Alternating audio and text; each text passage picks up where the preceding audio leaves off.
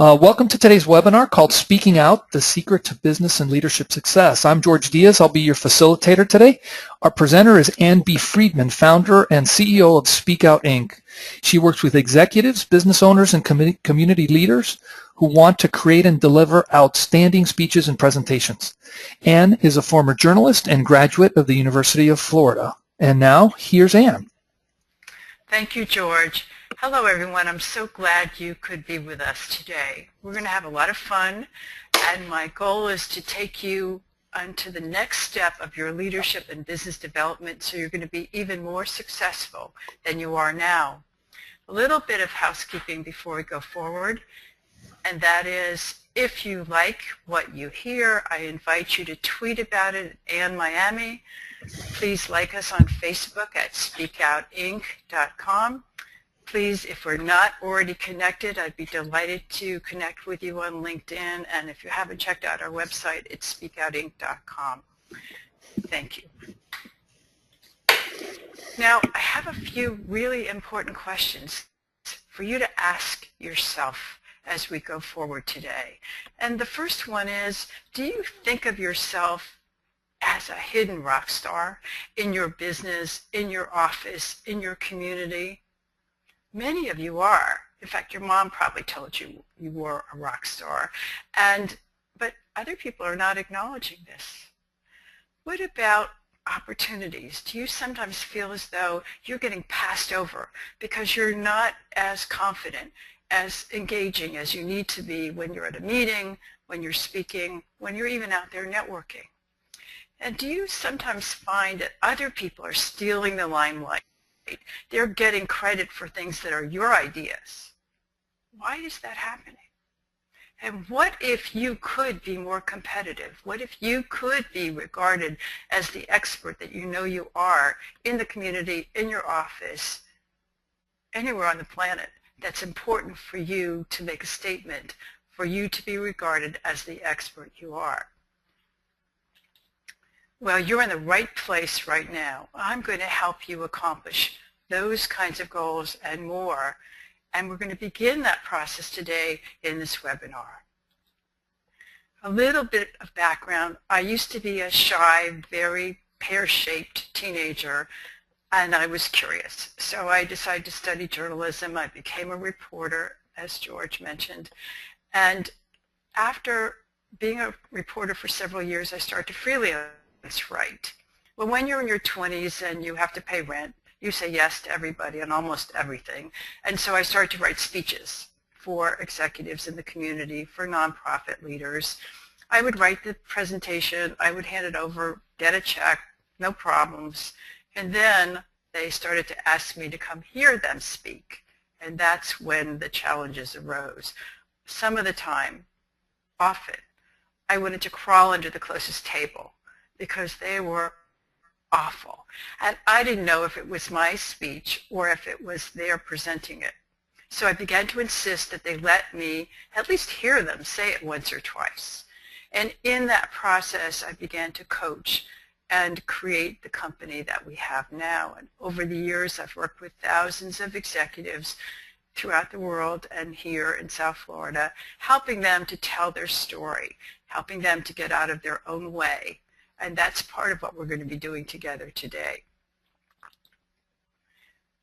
First, we're going to take a look at what opportunities are out there for you when you're a more confident, engaging presenter, when you can walk into a room and really connect with other people. Then we're going to look at why, while it's important that you have a presence, that you have confidence, that you look good, it's not enough. Content still remains the queen or the king. You need to know what you're saying. You need to be an expert in your area and then organize that information so other people care about it. We're going to talk briefly about 2 of the 5 ways you can open a presentation to get our attention right away from the beginning. And I'm going to talk with you briefly about some next steps you can take on your path to be the leader that you really want to be and that you are capable of being. So let's begin. It was a couple of years ago, 3 years ago now, and Juan Diego Calle came to me. He needed to give a speech. It was only 7 minutes, but he had never given a speech before.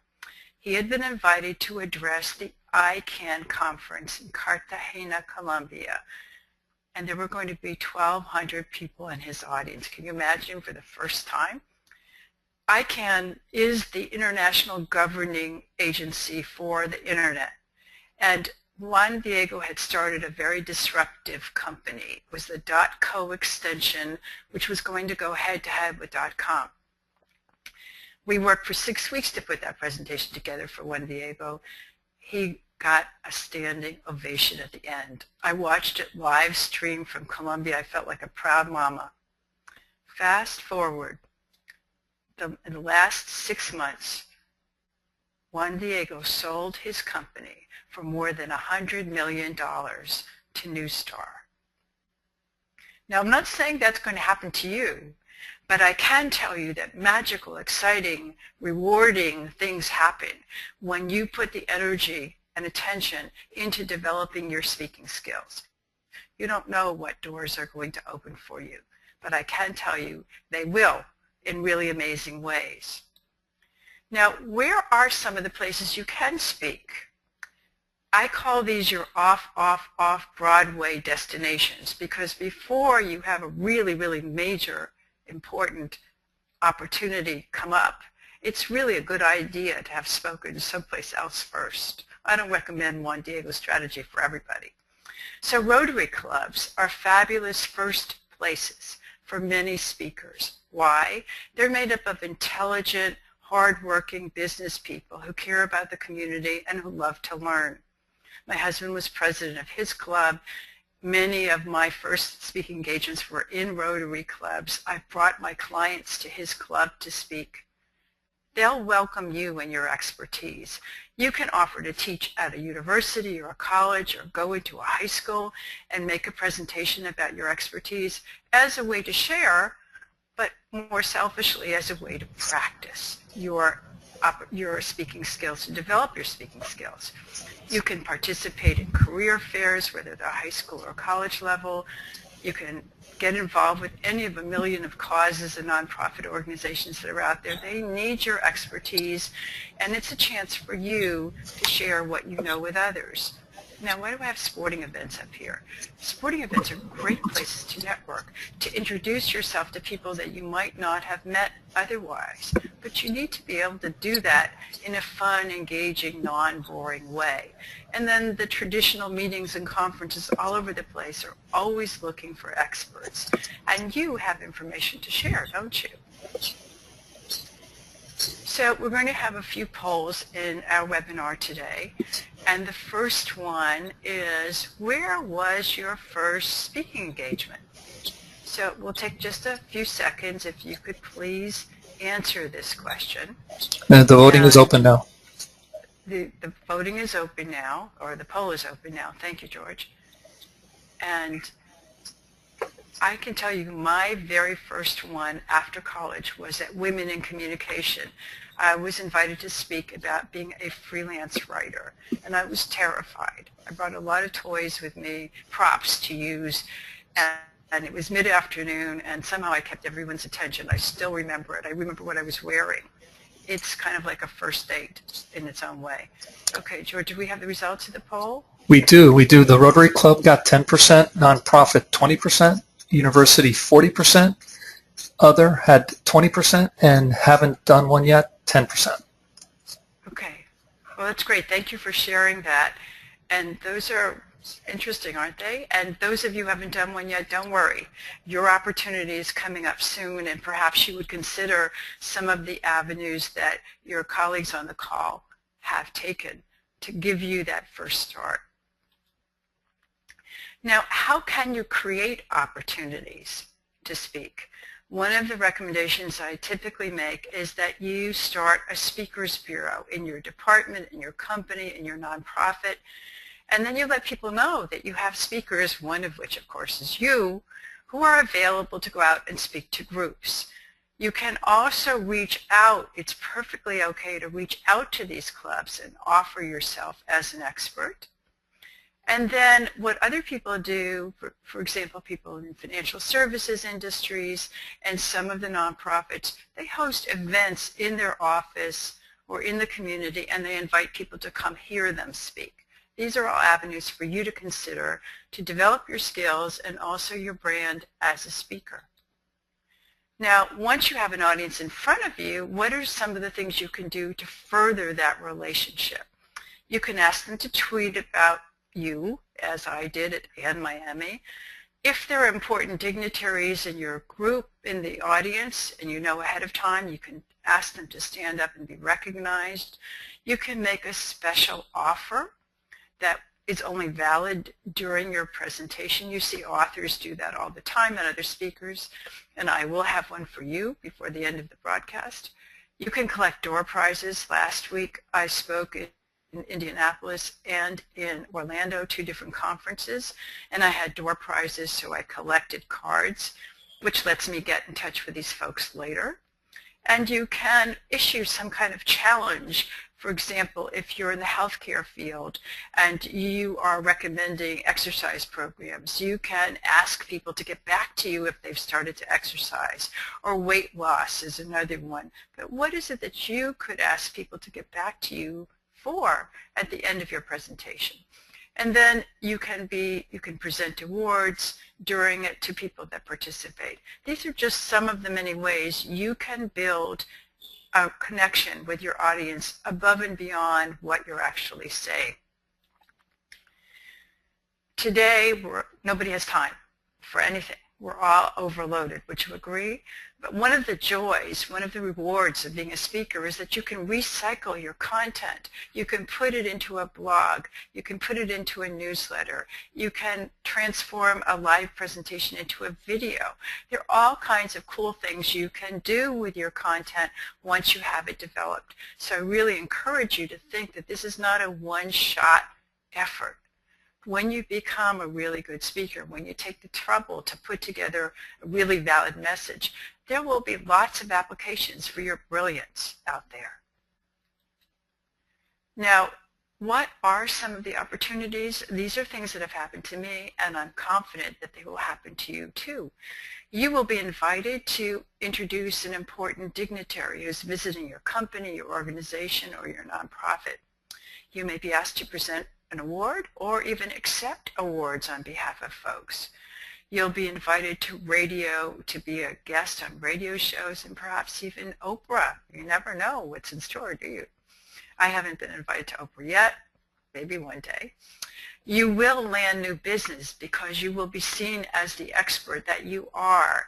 You will be invited to serve on boards and get elected as a leader of an organization. You may find your dream client, your dream job this way.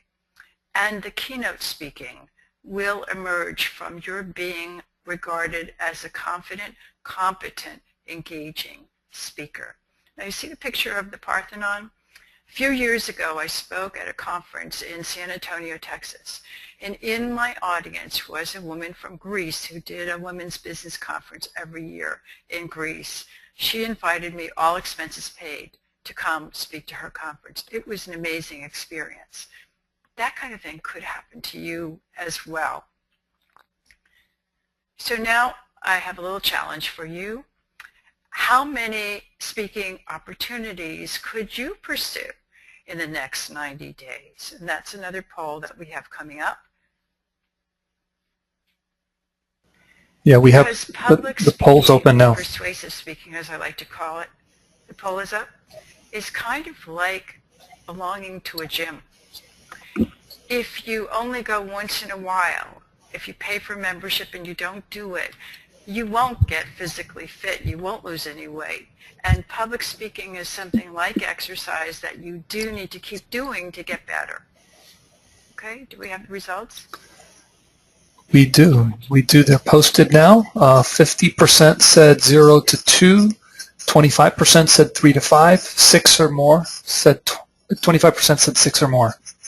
Wow, that's quite a diversity, isn't it? So those of you who are 0 to 2, I'm going to encourage you to seek out other opportunities.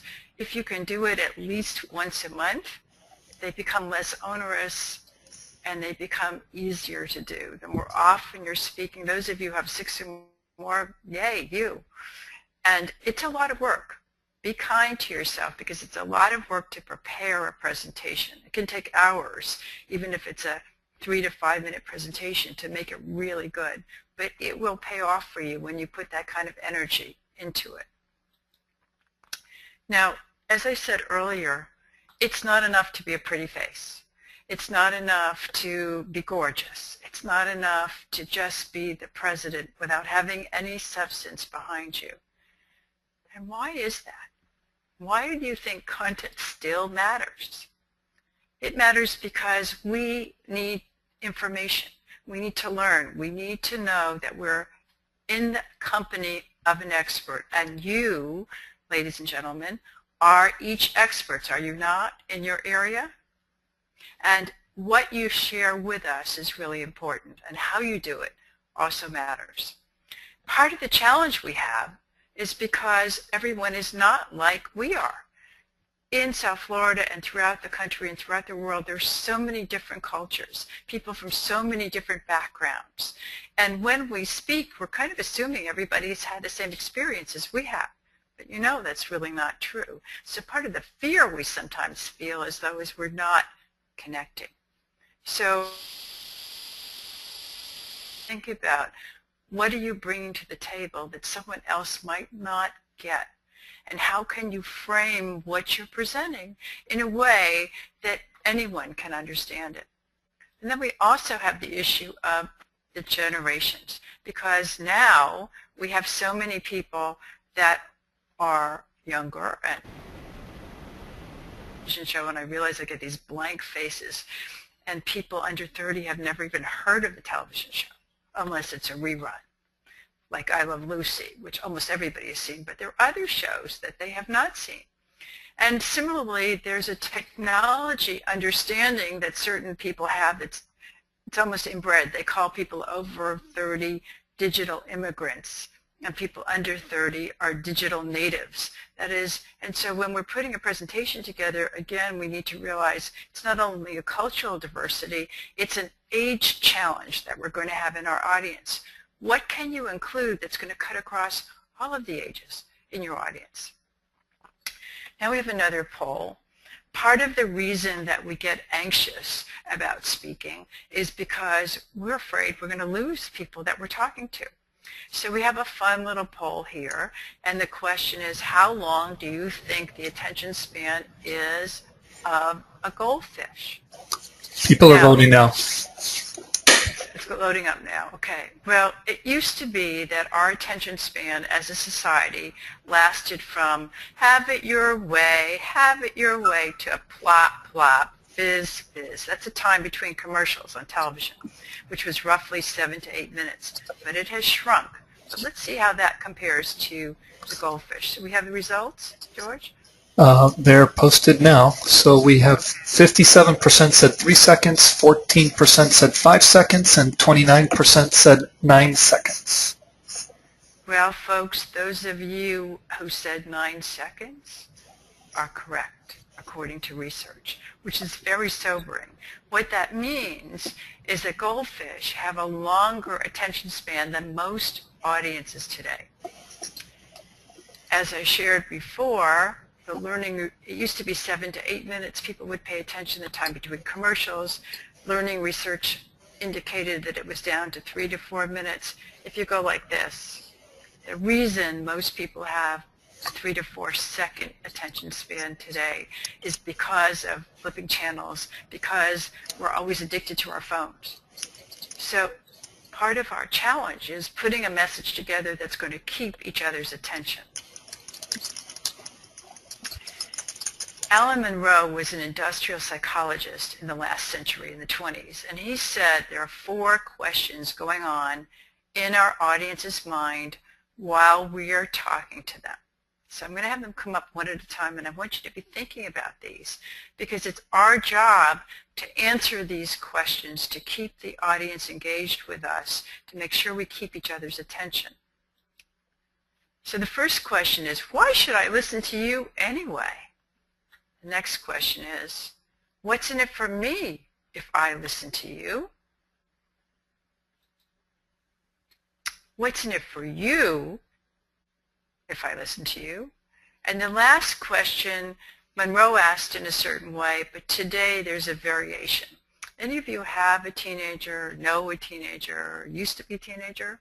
Well, there are 3 words that they say with great frequency. And my daughter, who is no longer a teenager, still says it. The first word is mom, and the second and third are nobody cares. Well, Alan Monroe, more than 100 years ago, said, who cares? It's the same, isn't it? So when we're putting our message together, our challenge is to answer these 4 questions. Why should I listen to you? What's in it for me? What's in it for you? And who cares? And when we do, we have a much better chance of continuing to keep people listening and on the same page with us. Now, part of the way we do that is by offering benefit words in our conversation with our audience or with a potential client or in our department. What are the benefits? Why should I listen to you, and what's going to happen? So here are some of the benefit words. There are so many of them. But is your message going to help me save money? Are you going to give me a way to do less work? Will I have a lot of fun by listening to you? Is my office going to be safer? Is my home going to be safer? What's the benefit of listening to you? And the flip side of that is we listen because we think you're going to solve a problem for us. So when you use words like, are you frustrated that you've been overlooked in your office when you really are sitting there with all the best ideas? Are you disappointed that you've been passed over for leadership again? Do you get discouraged when you put together a presentation, you really practice and you don't get the results you expect?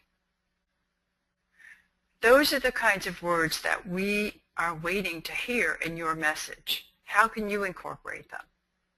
Now, all of this leans back to the fact that our sitting still quotient as a society is really, really shrinking. And it's up to us as the speaker to come up with a challenging way to get people to pay attention and keep their attention all the way through the message. And I'm going to be giving you some more support at the end, ideas of how I can support you in your effort to counteract this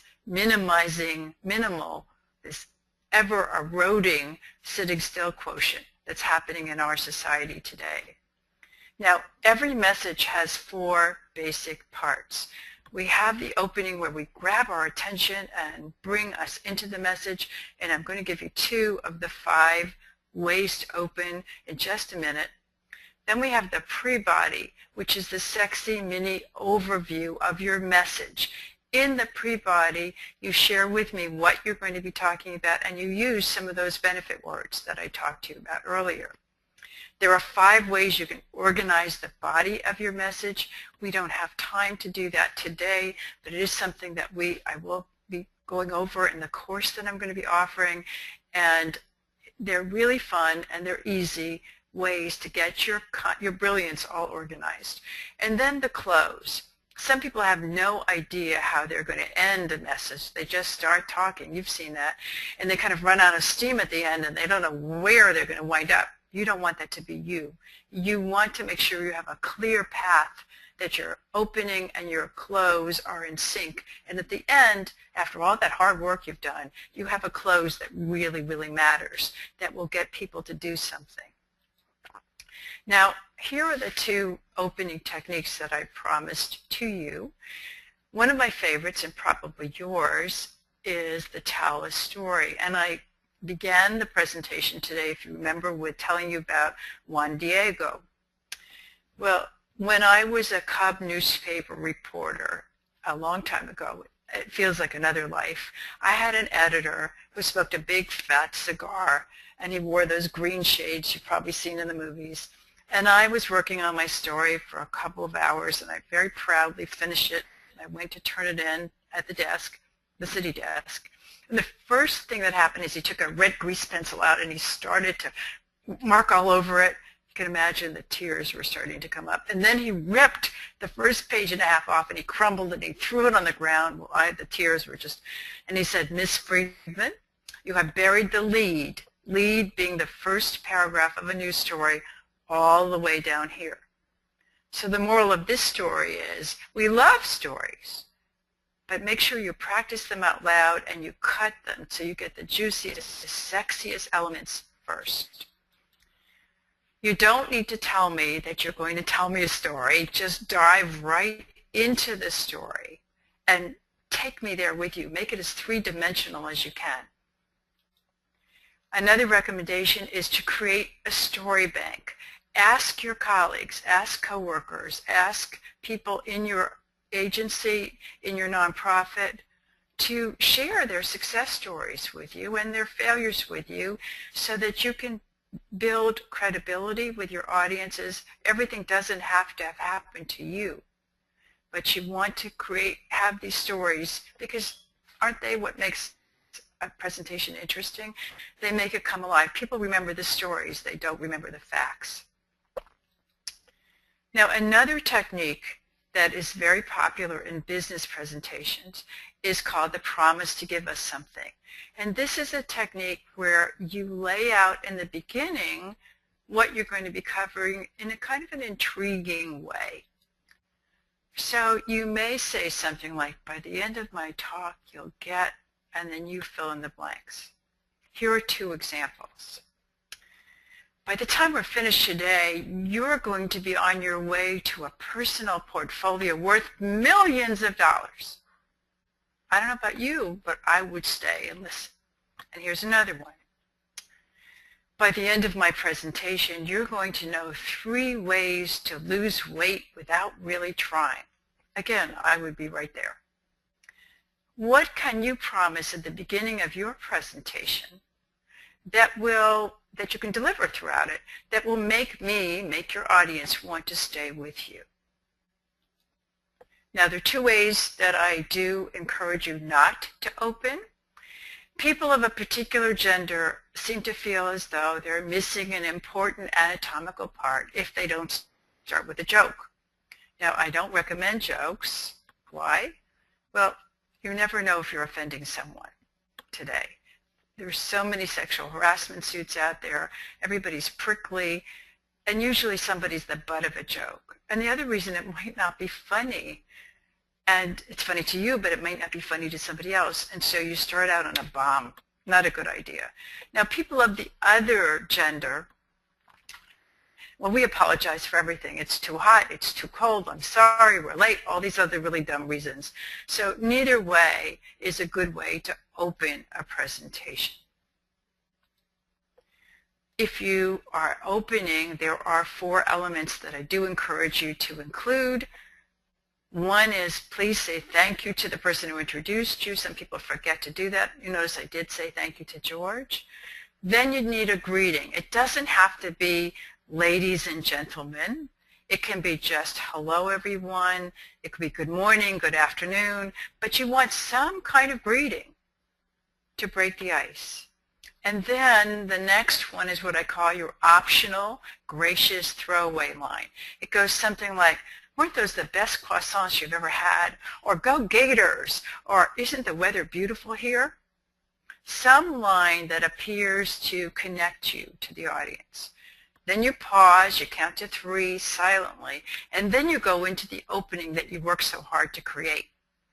If you go right into the opening too soon, what can happen? The audience is sitting there, blah, blah, blah, blah, blah, and they're not really paying attention to you. So these 4 steps are really helpful to make sure you've got the audience engaged and when it's your turn to open up. So now I'm going to ask you another question before we go ahead. And would you share with me, please, which parts of this presentation so far have you found the most useful or useful at all? Yes, the poll is open now. Questions? Thank you, George. I'm looking forward to hear what you have to say.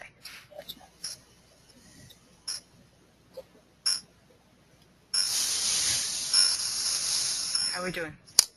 Almost there. Almost there? Good. Okay, I've closed the polls and we're displaying the results. So 10% say opportunity for speaking, 0 said content is queen, 90% said opening techniques, and 0% said other. Okay. Well, good. I'm glad you found something of value for you so far. There's more to come, so just hang in, please, okay? Now, I am offering a way to work with you individually through an online speaking studio that we're starting October 1st, and I have two more great tips at the end, so I encourage you. I'll just be a few minutes, and then I'm going to give you some of the best for last. In the first part, we're going to be going over what your speaking goals are and how you can accomplish what you want as a leader, as a speaker. We're going to go in the second session on how to brainstorm, how to get that content out in an organized, really useful way. Part 3 is really cool. We're going to give you an online survey, and you're going to wind up getting a 20-page personalized communication style analysis all about how you come across to others and how you can use that to become a more effective speaker and leader. In part 4, we're going to go into those 5 ways to organize a message that I shared with you that we couldn't cover today. In part 5, you're going to get another 20-page personalized report about your workplace motivators. What are your passions? What are your drivers? And how does that interfere, or how does that complement your leadership ability? This also helps you develop a more on-point presentation, no matter whether it's for internal or external reasons. In part 6, we're going to work on your pre-body. That's the most challenging part of a presentation to create. We're going to do all 6 opening techniques in part 7. And in part 8, we're going to focus on your close to make sure you end your message in a really powerful way. Now, in addition to the 8 one-hour sessions, it's 8 Wednesday evenings in a row, and we're recording everything. You're going to get a copy of my 240-page 4-color cartoon workbook, which takes you through the steps of creating a presentation. It will be released as a book next year. Right now it's available as a PDF. And there's more. You will get a private strategy session with me, these 2 reports, and special pricing for future Speak Out coaching. Right now, our early bird registration, which goes through the 22nd to the 23rd, is only $6.95 for the course. And for those of you on the call only, I'm offering a 2-for-1. If you and someone else in your company or organization or even your family want to attend the course, the online speaking studio, it will be just $6.95 for the 2 of you, and that will include the strategy sessions, all of the instruments, the workbook, and the course. It's a great deal, and I would love to have you join us also. Now, here are the last 3 tips that I promised you, and they're really good, and they will really help you. First of all, I recommend you have a pre-speaking ritual. If you think of famous athletes, Olympic athletes, actresses, some actresses throw up before they speak. This is not what I'm suggesting to you. Before they go on stage, Helen Hayes was notorious for that, Barbara Streisand. This is not a pre-speaking ritual that I'm recommending. A massage. I do recommend massages. Some people go for a run, they take a meditation, they do yoga, some kind of physical exercise. Some people do more adult type activities. They'll have a glass of wine, they'll have a glass of beer, they'll close the bedroom door. Whatever it takes to get you relaxed and comfortable before you go on, it's really important. I try to watch a funny movie the night before. Laughing is fabulous for our mental and physical state. It's really important. And one of the other things I do, I'm not going to show them to you, but I wear what I call my prosperity panties. In Ecuador, on New Year's Eve, families give each other gold underwear and friends. We have an Ecuadorian friend who was wonderful, and when she lived in Miami, every year we would exchange underwear. I know it seems really silly. So I accumulated a set of yellow, silver, and gold underwear. And when it's an important speaking event, I don them, and that gives me inner confidence. Some people put on perfume. Whatever it is that works for you, find something. And then another really important strategy is practicing. I was at a conference last week, and one of the speakers said that she goes over the presentation in her mind over and over and over. Well, that's a really good thing. But it's better if you say it out loud, because this is not a written document. This is a live exchange of ideas and information. And even on video, this is still new for me to be doing webinars this way. I'm much more used to a live audience. But I practiced for this the same way I do when I'm practicing live. And when I rehearse a client for a presentation, it's always out loud in the position of what you're going to be doing, standing up or sitting down at a microphone, whatever it is, you want to practice it out loud. And the third and final tip that I'm going to share with you today is, how do you practice? I do not recommend that you practice it all the way through. Why? You're going to get bored with it before you have to do it. So break apart your presentation into pieces. Do the end first, do the middle, do the opening. Break it into the various parts. Why? You can hear right away if you sound flat or if it's too hard for you to say something. It's much easier to fix one little piece than the entire presentation, which is going to seem like it's flowing perfectly. It's more fun, and also if you get interrupted as a speaker, which can happen to you, if you have rehearsed it out of order, you're not going to be thrown by somebody interrupting you at a certain point because you know each of the pieces. So I'm going to do a quick recap because I know you're busy today and we have a lot going on. But speaking will open doors for you. And I encourage you to think about some of the opportunities that I mentioned to you. If you haven't looked for them, if you haven't gone off Broadway yet, please start to schedule yourself. Please start to get those opportunities to sharpen your skills, to get out there and share your expertise. Content remains king or queen, and the best way of doing that is to think about who's going to be in my audience. Are they culturally like me, or are they different? What's their age group, and how do I prepare content that's going to connect? What kind of opening can you use? Remember, I shared two with you today. One was the storytelling. The other was the promise to give us something. You want to really, really work on your opening and make sure you give yourself time to practice. Some people work so hard in the presentation and they just get up and expect themselves to do a great job, and they haven't given themselves enough time to practice, whether it's with their team or by themselves. And I'm going to encourage you in closing to please consider enrolling in our new online speaking studio. It starts on October 1st, which is a Wednesday night, runs for 8 consecutive Wednesdays, but it is going to be recorded, so if you have to miss a session, you'll have the video, you'll have all the slides, you'll get the workbook and the profiles. And I would love to have you join us as well.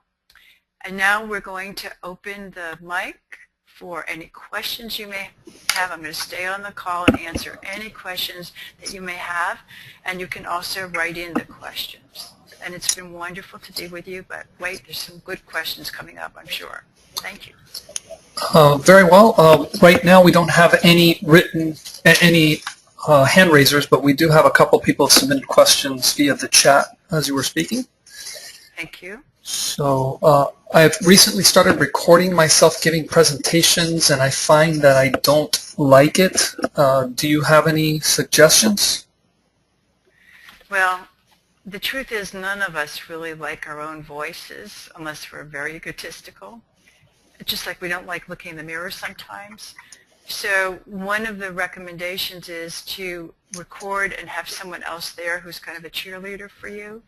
But also analyze, what is it that you don't like about yourself? Are you speaking too slowly? Are you speaking too fast? Are you nasal? What is it that you don't like? Because we tend to be our own worst enemies sometimes, and we get in our own way. So it's really important that you figure out what is it that's not working. Maybe it's the content. Maybe you really don't like what you're covering. It's not the way you're saying it. It's you're boring yourself. So trust me, if you're boring yourself, you're probably boring everyone else too. Thank you. Okay, we have another question here. Will your course be recorded? Because I'm not sure I can attend in the evenings. It says like family. Yes, the course, each class will be recorded, and we'll be sending the recording to each participant after the class. So if you have to miss one, or also if you want to listen to it again, you're going to have all of the information available to listen to it. And it goes along with the workbook that you'll be getting as well. One person here is asking, do you offer one-on-one coaching remotely? I'm not in the Miami area. Yes, we do. I'm working with a client in Canada now. I've worked with clients in Germany and the UK and on the West Coast. So yes, we are available to work with you by Skype or GoToWebinar. My preference always is face-to-face, so I usually try to meet my clients first. But the woman I'm working with in Canada now I haven't met. So it can work. You just have to be really, I just need to share with you, this is, as I said with the exercise, developing your speaking skills, developing a message is really hard work. I try to make it as fun as I can, but at the end of the day, it's really allowing yourself to push out of your comfort zone into being a really effective speaker and communicator. Okay, so we have another question here. I'm a higher up in our org, but speak below par compared to my peers. Would your course be a good start for addressing this?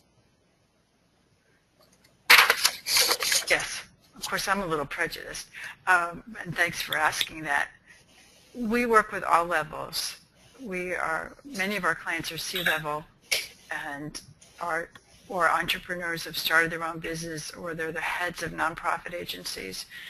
And I just want you to know that many people are not naturals.